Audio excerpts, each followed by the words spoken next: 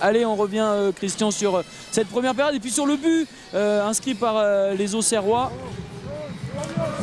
avec la relance, la mauvaise relance en fait des Lillois qui redonne à Mignot. C'est venu, ça a été très proprement amené par les Auxerrois. Oui, et puis Jaurès vraiment s'applique pour mettre ce ballon dans l'axe. Malheureusement, Adil Rami le repousse au lieu de frapper ce ballon et d'essayer de le repousser sur le côté. Il le remet complètement dans l'axe sur Oliège.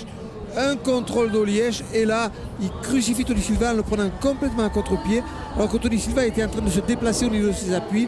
C'est vraiment un but très bien appliqué et très bien réussi de la part d'Auxerre avec quand même une petite faute de Rami dans l'axe.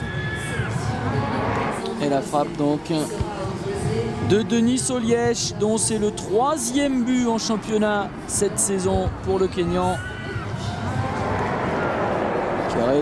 Qui avait réalisé un doublé face à Rennes. Ça date un petit peu, hein, c'était le 9 février, un peu plus d'un mois. Et le voilà qui permet à Auxerre donc de mener 1-0 à Lille. On va aller retrouver Philippe Lefebvre parce qu'il a des informations. Changement, on vous rappelle que Grégory Taforo s'est blessé en fin de première période. Philippe. Oui, mais apparemment Grégory Taforo ça va, hein, il devrait poursuivre la rencontre. C'est une bonne nouvelle alors. Oui, c'est une bonne nouvelle. Par contre, il va y avoir un changement. Normalement, c'est Nicolas Fauvergue qui est déjà arrivé pratiquement sur la pelouse, qui s'échauffe et qui devrait remplacer Rio Mavouba. Donc choix tactique je pense de Claude Puel et il n'y a pas de blessure apparemment, mais bon, il va nouvelle configuration disons au niveau de la compo.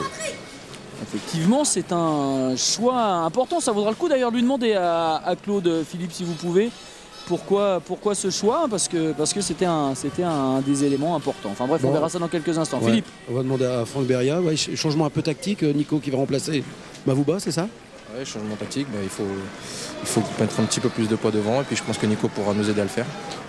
Comment vous l'expliquez, le fait d'être mené 1-0 à la mi-temps? Parce qu'on disait à Benoît Predetti, c'est Lille qui a eu le ballon et pourtant c'est vous qui êtes mené. Ouais, mais ça suffit pas d'avoir le ballon, ils l'ont bien démontré, donc il faut être efficace et c'est ce qu'on va essayer de faire en deuxième mi-temps. Merci Franck. Adil Rami, international à prime depuis mardi face au Mali, et Nicolas Fauvergue donc qui va entrer en jeu dans cette deuxième période à la place donc de Rio Mavouba.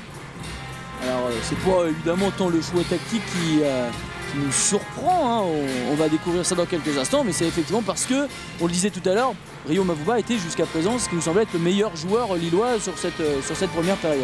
En tout cas, un des meilleurs. Voilà, dans la récupération, dans l'activité, mais là je pense que Claude Puel fait le choix de mettre un deuxième attaquant dans l'axe pour peser sur la défense d'Auxerre, parce que c'est vrai qu'en première mi-temps il n'y avait que Mirala, c'était un peu juste, peut-être ça manquait de présence.